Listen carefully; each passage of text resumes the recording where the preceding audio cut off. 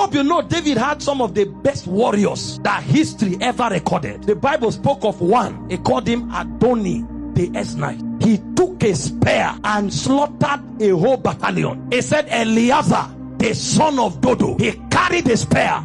He fought from morning till night. When the enemies died, he wanted to open his hand. He couldn't. The guy became one with his weapon. He was as swift as the spear. He said Shammah, the son of Agi, a whole military battalion ran away. He stood as one man, fought from morning till night, defended the territory that had the lantern. Such were the armies of David. The Bible called them the first three in rank.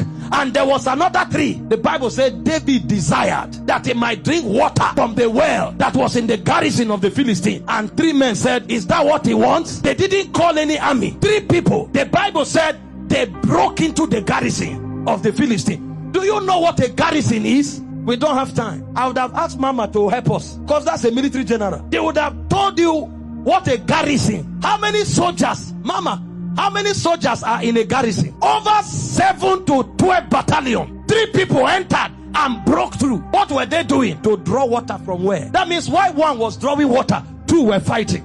Over 12,000 soldiers. And when they finished, that one carried the water and was coming. And the 2 fought. They broke through again and returned the water and gave David. When David collected it, he said, no, this is not water. Poured it as an oblation. This one is blood. That was the kind of soldiers that David had. But guess what David calls his safety?